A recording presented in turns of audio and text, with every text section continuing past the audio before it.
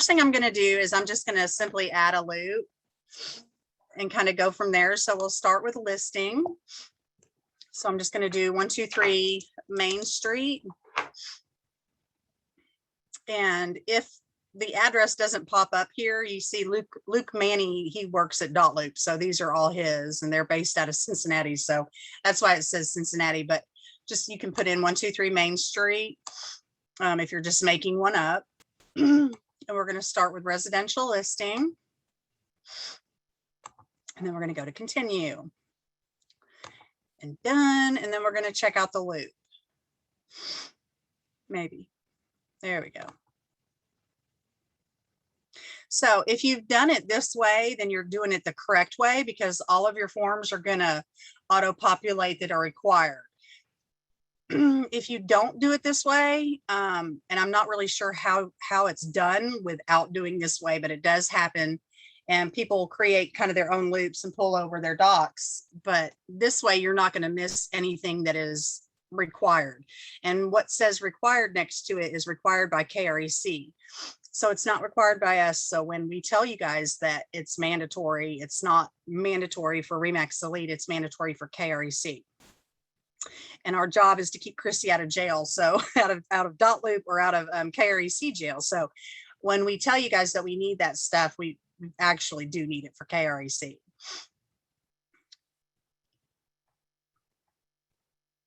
Okay, so say we want to add a document.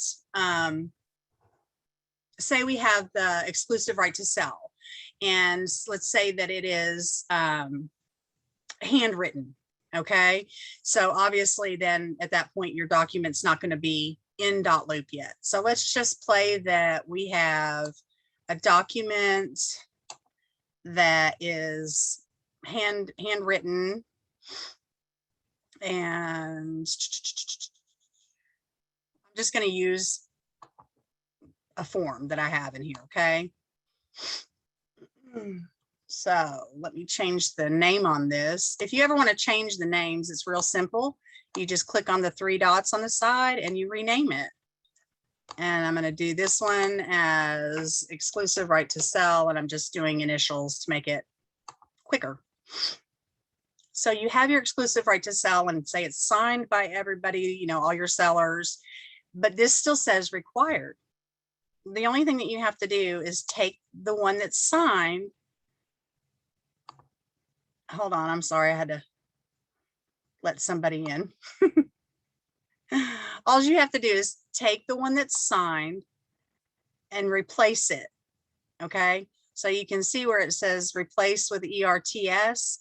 You have to be very careful when you do this that you don't do something else. You don't replace something else. It's easy to do, believe me. And then at that point, you lose that other document forever. Okay, so it will always ask you if you're sure that that's what you want to do, and just click replace.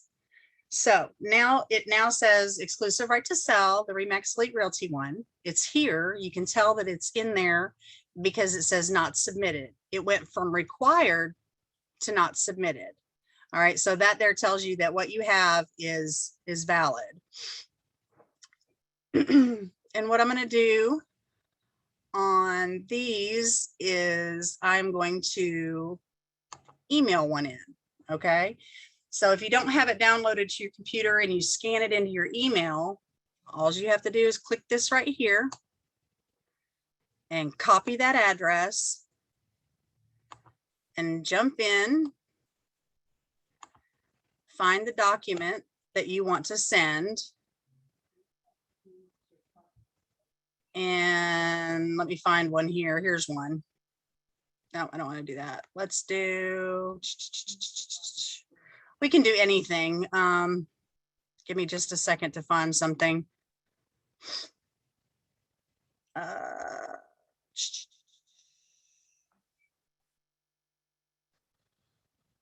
Hold on. Okay, so I don't have a document here. Give me a second to find one real quick. Okay, here's one. All you have to do is forward it in to the loop by going to forward and drop that address in there. Send it.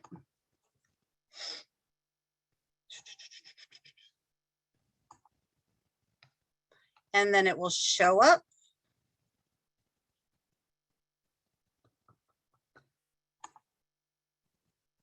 Right there. You would take this, let's say this is the MLS input sheet, the same way that you did.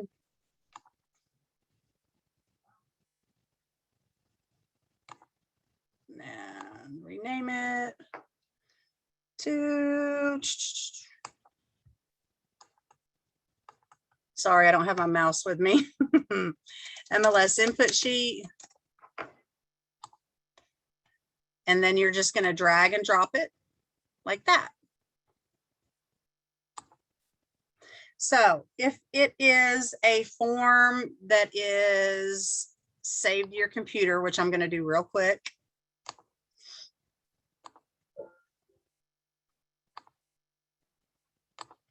Okay, so if you have a form that's saved to your computer, you're going to do the same thing. Add a document. You're going to browse your computer. And I already did this one, but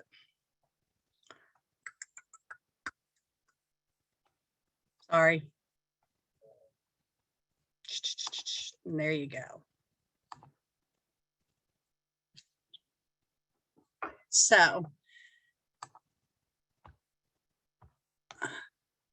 and then there you go. So what you have to remember when you're uploading docs is just be careful not to switch it out with anything else, because like I said, you lose it. Okay. So let me get something in here real quick. Let me just sign these so we can make everything complete on it. Sign field to anyone. Sign. Adopt and sign. Okay, let me finish up these other ones.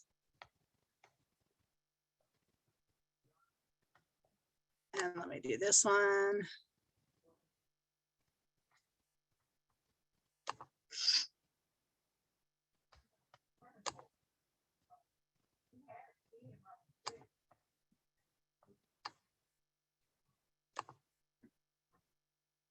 Okay.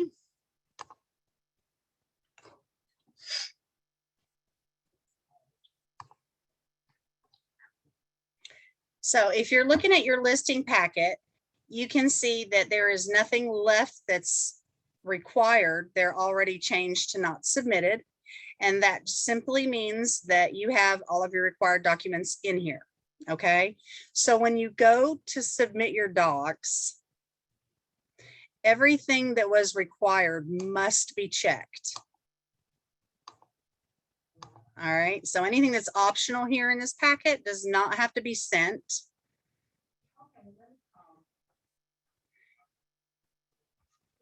And your submit is right here. Okay. So make sure you've got everything that's required and then click submit for review. Oh, Lord. Sorry, it's just going to make me do this. And it'll make you do it as well. So make sure you have everything filled out.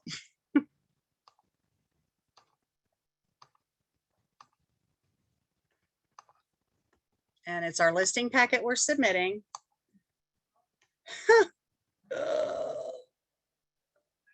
Sorry. And it's listing, and then you submit. All right. So what it does when you submit your documents is it allows staff, it alerts staff that you have your documents ready and that you are ready for them to be checked and that you're complete with your listing paperwork. We ask that when it's listed and you have all of your listing paperwork, that you submit your listing docs. Don't wait until closing, please. If you could do it when it's submitted, when it's listed, that would be great. The reason why is because if you wait until you close it say you close your close your loop at say 9 o'clock in the morning. You drop off your check and then you submit your docs, but you don't submit them until say 5 minutes till 11. Well, 11 o'clock is the cutoff time for the bank. And what happens is if you submit all of the docs, then it may not get done by 11 o'clock. So that's why you need to submit your listing docs when it's listed, your under contract docs when it's under contract. And then when it's closed, all that we have to check at that point is your final walkthrough, if there is one, and then your closing statement. So to ensure that you're going to be paid in a timely fashion and to make sure that everything is taken care of the way it's supposed to, if you could do that, that would be fantastic. And I just spoke to Dotloop about submitting your docs, when the via your phone, because that's where we end up running into a lot of issues, is when you submit them through your phone, they're not going through. So after I just spoke with Dotloop, they said it should be working fine. I guess if it isn't, let me know. If you try to submit them on your phone and it doesn't work, please let me know, because there's something obviously wrong with Dotloop. They couldn't find anything wrong, but we'll see. Does anyone have any questions so far on any of those? No questions? Really? No questions. I'm sorry, but I only got probably like 2 minutes of that, Kim. Oh my God. I Okay, was well, on it'll the be recorded. phone, couldn't get Gotcha. off. Gotcha. It'll be recorded and I'll go over it with you also. But the biggest thing that we're running into, like I said, was the docs not getting submitted. That is really just a huge issue for staff. And sometimes you might feel like, oh, I'll just shoot them an email or something like that. I mean, that's okay, but to submit them is really the best way to do it. So I wanted to also show you about rearranging things. Another thing that we have kind of run into is when documents aren't in the right spot. So if you want your loop to be kind of clean, and hopefully you do, I mean, it is your place to kind of keep your docs, store your docs. And I know if you ever have to go back into it, it can be difficult. Trying to find things if they're not either labeled correctly or if they're not in the right place. So a lot of times what happens is your pending docs might be in the listing, or they might just be somewhere else, whether you have uploaded them in the wrong folder, you can easily move them. So let's say that this was supposed to go down into your pending docs, your exclusive right to sell. All you have to do is drag it, and you can either drop it in anywhere, or if you wanted to replace it, say this was the seller agency and you had it up in the top in your listing packet, you would just hover over it and replace it. Okay. And then the other one I wanted to show you was when you have, a lot of times we get multiple loops. So you might have 4, 5, 6 loops. Best thing to do is to merge them. Okay. So we're going to I'm going to change the name of this to Main Street. Oh my Lord in heavens. Main Street number 1. Save. I'm going to create another one. Do you hear that? I'm going to do a 1, 2, 3 Main Street number 2.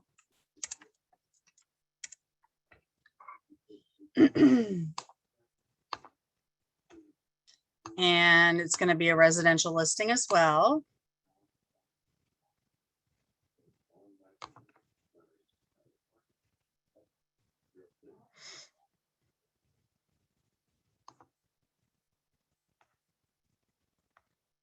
Okay. I'm not sure if it's going to allow me to merge this because I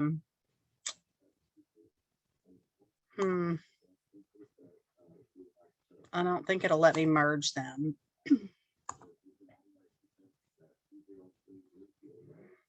But if you wanted to merge your loops, and of course, it's not allowing me to do it now. Okay. If you have 1, 2, 3, 4, 5, 6 loops, let's just say you can merge, and I don't know where it is now, where merge went, but it used to be down at the bottom. So I'll check into that, and I can follow up and send you guys an email or send you a link on how to merge. But if merging for whatever reason doesn't work, you can always download the docs that you need from one loop by just checking them and downloading.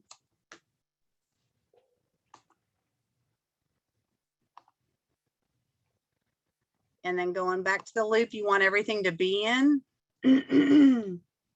which is 123 Main Street 1. And then you can upload them just by adding a document.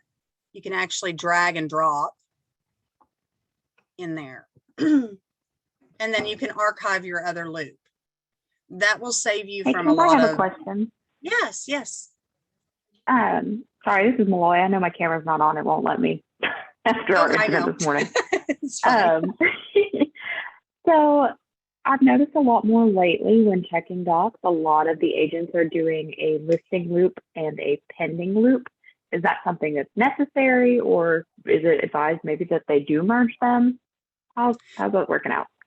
So I found that it was easier just to allow to have a pending or like a listing loop and then a pending loop on listings. And the reason being is because, like, if they don't have easy offer set up or whatever, and just kind of leaving it that way, and I'll title it pending or listing into the address. I don't as staff like to merge loops or mess with your loops. I think I did a long time ago with somebody and I messed things up, and so I said, okay, I'm not going to do that anymore. So I know that agents, their time is limited, and unless they have an assistant, paperwork is kind of the last thing that they're really worried about. So less is best in terms of having you guys, the agents, do as many things. So even if you do have 2 loops and one is listing and one is pending, if you can label it that, or staff will, that's fine to have those specific 2 loops.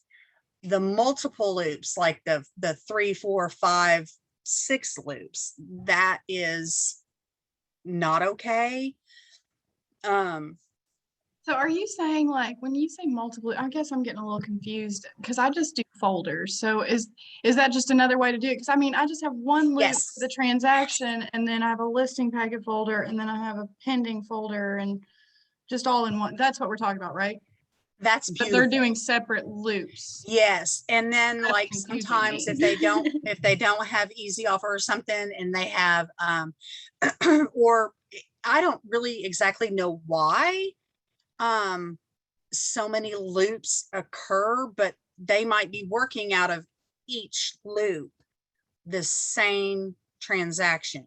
What I have found is, and I try to keep my loop like that, but what I found is some realtors do things differently on the other side. So what happens Yes. is you send them everything, and then they create some other loop and then share it with you. And that confuses me so much that Yes. I archive all that, copy, download, put it in my loop, because I'm like, this is where it needs to go. But I'm not sure why it does that either, but it does happen. Right. Yeah, Yes. And then that, like, if you have the listing and the offer comes through as a separate loop, that's when I'll mark it like pending loop and listing loop. If you want to move it to yourself and make one, that's beautiful. that's ultimately what we want. But like I said, I know that for the most part, you guys just really don't have a lot of that time to be playing around with all this stuff, so we try to make it as easy as possible for you guys, but we do ask that you do a little, a couple of things to make us, the market and more agents that we're getting a lot more, hairier it kind of gets. So, but that's beautiful, Sierra. That's absolutely perfect. I appreciate that. We all A do, I'm plus sure. me. Well, I'm Yes, glad yes, because the yes. first time I didn't realize you all could see my dot loop when I started in the first dot loop. It was a mess, and I was like, "Oh no, they can see how bad this this is." So I've been on it now. Yes. You're good. You're good. Yeah, it's it can get crazy, and anytime you guys run into an issue like that and you need any help, just give us a call because we're there to help you make it easier and cleaner for you. I know that a lot of times, you'll have to go back into a loop later. And that was the other part about having them labeled correctly, your forms that are in here, whether it doesn't have to say Remax Realty MLS input sheet, it can just simply say MLS input or consumer guide or SD for seller's disclosure. Just as long as it kind of says something. And sometimes as we're reviewing them, if they don't have the name on it, and it might say something totally different, or say that the final walkthrough is included with like the consumer guide and it's labeled consumer guide, and we send you a note and say, hey, you don't have the final walkthrough. You're like, yeah, it is, it's up there. No, it's not. Yes, it is. It's attached with the consumer guide. Well, we love you, but we don't want to go through 500 forms to find the one that you're missing, so just, a little help that might help. But yeah, so just trying to keep your documents clean, keep your loops as clean as possible, and it will help you in the long run as well. When you're going back through your docs and you have to find something, you might have a client ask for a closing statement from a year ago, and you're going through and you have to go look through 50 docs. That's not what you want to do. You want to be able to click on closing statement and share it with them. So there was a couple more things I wanted to go over. As you create your loop, it would be beautiful to select the loop status. All right, 2 seconds, select loop status. If it's an active listing, then you're going to put listing. And if it's a buyer and it's under contract is fine. These should auto-populate. Your purchase sale price and your closing sale, or your closing date, should auto-populate via the contract, as long as it's typed in and not handwritten. Like if everything was done through dot loop, it'll automatically pop up there. And yeah, so any documents that you don't need, you can feel free to archive. Archiving is over here on the right. You click those 3 buttons and click archive. So what happens when you can't find a doc and you think you've archived it, or you're not sure what you've done with it, you can't find it, just click show archived. And then it'll come up. Yep. And then it'll go back to hide archived. Yep. And then I also wanted to note, if you have a listing, if you think about it, jump in here and put in the MLS number. That helps with a lot of things also.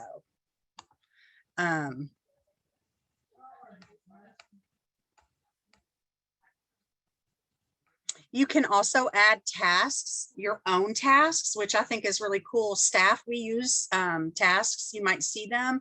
It will have like your listing checklist, your pending checklist.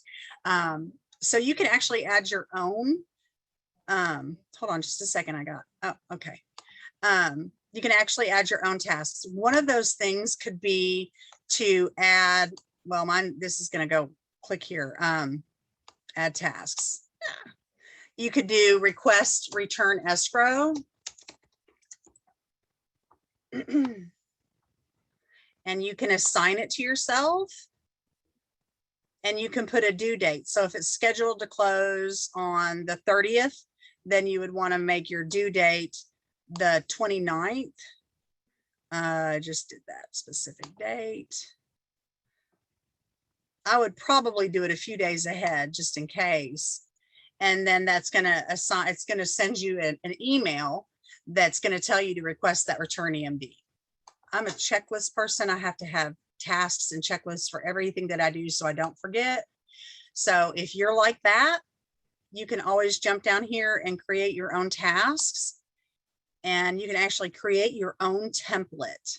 So if you have a buyer and you have certain things that you do, like maybe you install your sign, install your lockbox, schedule photos, input, you know, things like that. You can do a pending one for, you know, schedule this, schedule that, anything that you want. And you can always hide your task list from anybody.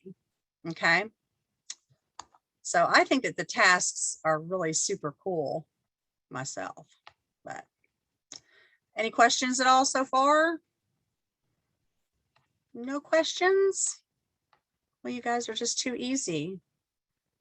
Just too easy. Because I can't think of anything else that I have to go over. And if that was really quick, I'm sorry. And you guys can always call me and ask me any kind of questions. So if there aren't any questions, we'll just wrap it up. All right, well, we're done. That was an easy 30 minutes. So thanks for joining us. You are very welcome. And this was recorded. It'll be on Facebook. So if you guys have any time to tell anybody you know that's struggling, tell them that that's on there if they have any questions. And I'll look into the merging part, and I'll send you guys a link on how to merge. Okay, sounds good. Thank you so much. All right, thanks guys. Talk to you later. Bye. Bye. Yeah.